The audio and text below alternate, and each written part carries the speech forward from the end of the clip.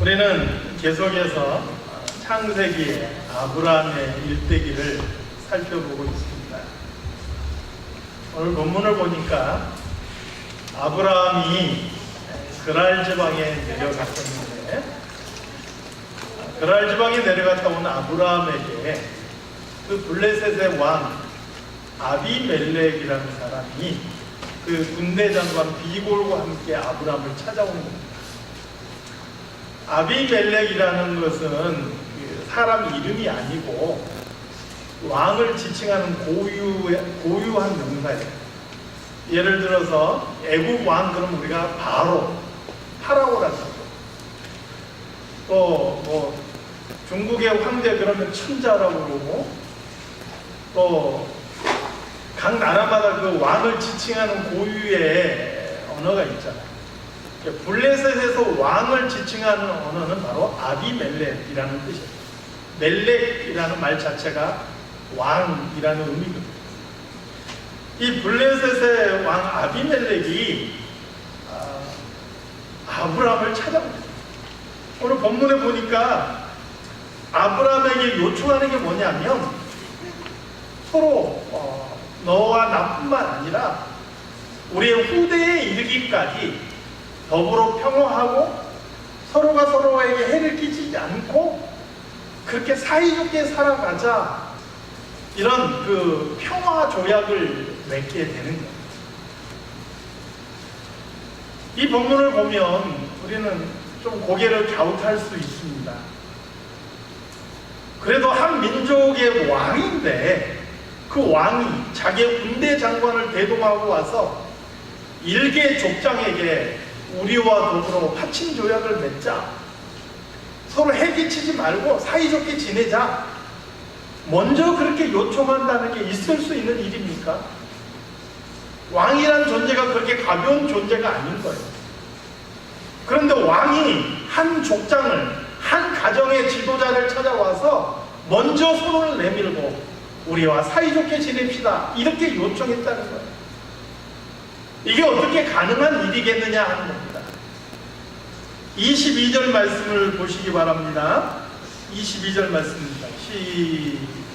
시작. 그때 아비멜렉과 그 군대 장관 비골이 아브라함에게 말하여 이르되, 내가 무슨 일을 하든지 하나님이 너와 함께 계시다. 아비멜렉이라는 사람이 그 왕인데, 이 사람이 괜히 아브라함을 찾아오고 그에게 화평 조약을 맺자라고 요청한 게 아니라는 거예요. 왜 그렇게 했느냐? 그 이유가 바로 22절에 나옵니다. 아비멜렉이 보니까 아브라함이 무슨 일을 하든지 하나님께서 아브라함과 함께 계시는 것을 보았다. 그리고 이 아비멜렉은 그 하나님이 두려운 거예요. 그래서 하나님께서 함께 하시는 자 아브라함에 대한 두려움이 있었던 거죠. 야, 저 사람하고 내가 등지고 살면 이 문제가 심각하겠구나. 저 사람하고는 잘 지내야 되겠다. 이런 마음이 들었다. 왜 아비멜렉이 이런 생각을 했느냐? 20장의 내용을 우리는 참고해 볼 필요가 있죠. 아브라함이 블레셋 지방에 내려갔습니다. 그랄 지방이죠. 그것을 다스리고 있는 왕이 바로 아비멜렉이었습니다. 그런데 이 아비멜렉이 사람을 보내서 사라를 데려갔다, 이렇게 성경은 기록합니다. 왜 그런가 했더니 아브라함이 자기의 아내라 하지 않고 누이라 했다는 거예요. 아비멜렉은 아브라함의 누이인지 알고 이 사라를 데려갔다. 어디서 많이 본 모습 아닙니까? 아브라함이 처음 가나안 땅에 왔을 때 그 땅에 기근이 들었고, 그 기근을 피해서 애굽 땅에 내려갔을 때 일어난 일과 비슷하지 않느냐는 거예요. 애굽 땅에 내려갔을 때 자기 아내로 인해서 사람들이 자기를 해칠 것을 두려워한 아브라함이 자기 아내에게 제안을 하죠. 당신을 내 아내라 하지 말고 누이라 합시다. 그리고 그 말을 들은 이 애굽의 바로가 아브라함의 아내 사라를 데려가는 일이 벌어지죠. 하나님께서 그때도 이 바로의 손을 막으시고 다시 사라를 아브라함에게 돌려보내 주셨어요. 그런데 창세기 20장에 보니까 아브라함이 또 그런 일을 한 거예요. 그가 하나님의 역사도 보았고 하나님의 전능하심도 깨달았고 그분의 손길도 체험했고 하나님을 향한 그 믿음도 생겼는데 여전히 아브라함이 블레셋 지방에 갔을 때는 두려운 마음속에 자기의 아내를 하지 못하고 누이라고 속였다라는 거예요.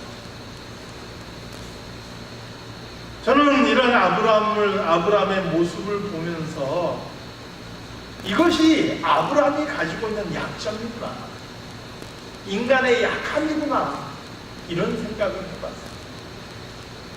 세상에서 강한 것 같은데 약한 게 사람이다. 한번 뭔가 내가 은혜 받고 잘할 수 있을 것 같은데 조금 더 어려운 상황이 생기면 금방 무너져 버리는 게 우리의 모습이더라고요. 그래서 여러분, 한 번 은혜 받았다고 그 사람 신앙 다 끝난 게 아니더라고요. 내가 한 번 은혜 받고 하나님 앞에서 믿음 앞에 섰다고 해서 그것으로 다 끝난 게 아니라는 거예요. 내가 날마다 예수 그리스도와 더불어서 새로워지고 하나님께서 주신 은혜를 내가 누리면서 그 안에 서지 않으면 내가 섰다라고 생각하는 그 순간에 또 다시 넘어질 수 있다는 것을 오늘 아브라함의 모습을 통해서 우리는 보게 되는 것이죠.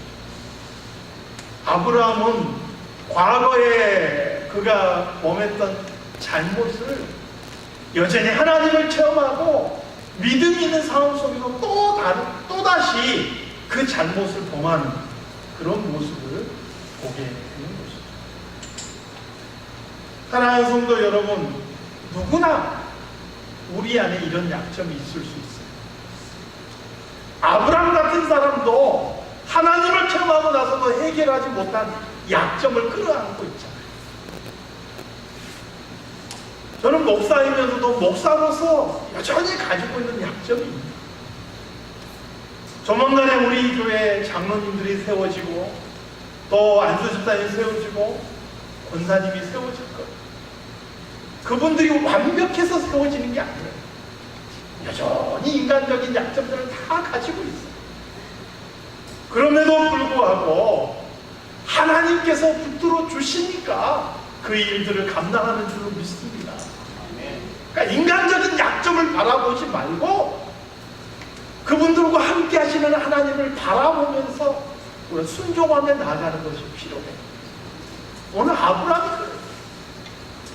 아브라함이 온전하고 흠이 없고 깨끗한 사람이어서가 아니라 그가 이런 약점을 가지고 있음에도 불구하고 하나님께서 아브라함을 붙잡아 주시고 그를 세워 주시니까 그가 믿음의 조상으로 설 수 있었다 하는 것이죠.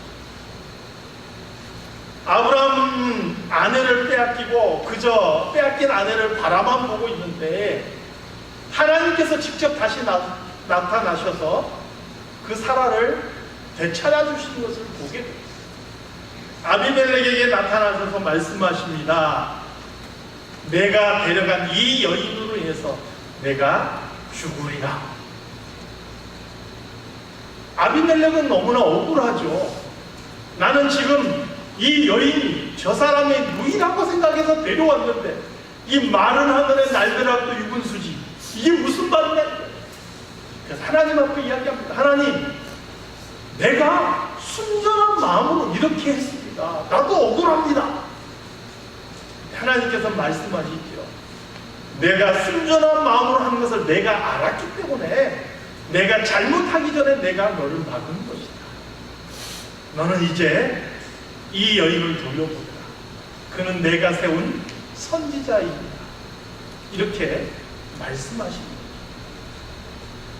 아브라함이라는 사람은 연약하고 그가 약점을 갖고 있었지만 하나님께서는 그런 아브라함을 포기하지 않으시고 신실하게 그 아브라함을 지키시고 그를 이끌어 가시는 그러한 모습을 우리는 보게 되는 것이죠. 하나님께서 아브라함에게 약속하셨어요. 내년 이맘때 내 아내 사라가 아들을 낳을 것이다. 그를 통해서 내가 큰 민족을 이루게 할 것이고, 그로 말미암아 땅의 모든 민족이 복을 받을 것이다. 그런데 여러분, 그 사라가 아들을 낳기도 전에 아비멜렉에게 가서 아비멜렉의 아내가 되버리면 하나님의 약속이 이루어집니까? 하나님의 약속은 이루어지지 않는 것이죠. 하나님께서 말씀하신 약속을 이루시기 위해서라도 아브라함의 허물과 아브라함의 실수에도 불구하고 신실하도록 그 말씀을 이루어 가시는 하나님이십니다. 오늘 하나님께서 우리에게 주신 수많은 약속이 있어요. 예수 그리스도를 통해서 우리에게 주신 약속이죠. 그래서 여전히 우리가 예수 믿고 부족하고 허물 많고 약점이 있음에도 불구하고 하나님 주신 그 약속의 말씀을 이루어 가시기 위해서 신실하게 우리와 함께 하시고 우리를 인도하신 하나님이신 줄로 믿습니다. 그래서요, 우리가 신앙생활 할 때 내가 조금 무언가를 했다고 해서 내 스스로 자랑할 게 아니에요. 왜요? 내가 지금은 잘해서도 금방 실수하고 넘어질 수 있는 약한 인간이기 때문에, 또한 내가 조금 잘못하고 연약하고 내가 허물 있고 내가 실수했다 할지라도 그것 때문에 낙심할 게 아니라, 왜요? 그런 내 모습에도 불구하고 나를 포기하지 않으시고 붙드시고 인도하시는 하나님의 손길이 우리와 함께 하시는 믿기 때문에, 블레셋의 왕 아비멜렉이 왜 아브라함을 찾아와서 화평 조약을 맺기를 원했다고요? 이 아비멜렉이 보니까 아브라함이 무엇을 하든지 하나님께서 아브라함과 함께 계심을 보았다는 거예요. 사랑하는 성도 여러분, 오늘 이 시대 속에서도 하나님께서 우리가 어디로 가든지 우리가 무엇을 하든지 우리와 함께 계심을 믿습니다. 그래서 다윗은 시편 23편에서 보니까 뭐라고 고백합니까? 여호와는 나의 목자시다. 그분이 우리를 푸른 풀밭과 쉴만한 물가로 인도하신다. 그리고 무엇보다도 자기의 이름을 위하여 우리를 어디로 인도하셔요? 의의 길로 인도하시는도다. 그렇게 고백합니다. 하나님께서 이 세대에 하나님의 이름을 두신 우리 하나님의 백성들을 하나님의 영광을 위하여서 의의 길로 이끌어 가신다라고 말씀하고 있는 거예요. 이것은 우리가 부족함에도 불구하고 우리가 연약함에도 불구하고 우리가 하나님의 자녀이고 하나님의 백성이기 때문에 포기하지 않으시고 우리를 인도해 가신다 말씀하고 있습니다. 그래서 오늘 우리는 성경을 통해서 한 가지 중요한 사실을 보는 거예요. 믿음의 조상으로선 아브라함이 위대한 게 아니고 이렇게 허물 많고 때마다 시마다 넘어지고 실수하는 아브라함이지만 그 아브라함은 포기하지 않으시고 믿음의 조상의 자리에까지 세우신 우리 하나님의 위대하심을 보게 되는 거예요. 그리고 그 하나님의 위대하심이 여전히 오늘 저와 여러분을 이끌어 가실 줄로 믿습니다. 사랑하는 성도 여러분, 우리 각각의 사정이 어떤지 저는 깊은 속사정을 모르죠. 제가 아는 범위 내에서 이해하고 또 그렇게 기도합니다. 그런데 때로는 목회자인 저에게도, 때로는 아내나 남편에게도 말 못한 우리 그 속사정들이 있을 수 있잖아요.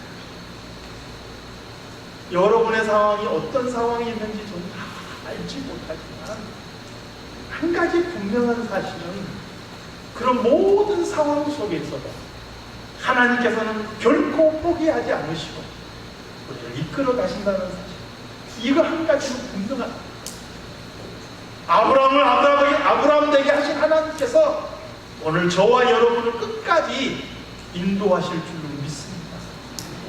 그 하나님의 손길 붙잡고 이 한 주간도 또 앞으로 남은 생애도 그렇게 힘있게 믿음 안에 서서 나아갈 수 있는 우리 모든 성도들이 다 되시기를 주님의 이름으로 축원합니다.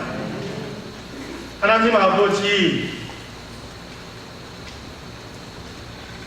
허물 많은 아브라함의 모습이지만 과거에도 실수했고 또 다시 실수했던 아브라함의 모습이지만 결코 그를 포기하지 않으시고 하나님의 손길로 지키시고 보호하시고 하나님의 약속의 말씀을 이루어 가시는 것을 보게 됩니다. 오늘 우리에게도 예수 그리스도의 십자가의 그 피로써 세우신 언약의 말씀들이 있음을 믿습니다. 하나님, 때로는 우리가 약하고 넘어질지라도 우리 하나님 신실하시게 우리를 붙잡으시고 우리 인생길 가는 동안 우리를 보호하시고 이끌어 가실 것을 믿습니다. 하나님, 결코 낙심하거나 좌절하지 않는 저희들이 되게 하여 주시옵소서. 우리가 어떤 순간에라도 하나님께서 함께 하시는 자임을 믿음으로 바라보게 하시고 그 믿음 안에서 승리하는 모든 성도들이 되게 하여 주시옵소서. 거룩하신 예수 그리스도 이름으로 기도드리옵나이다. 아멘.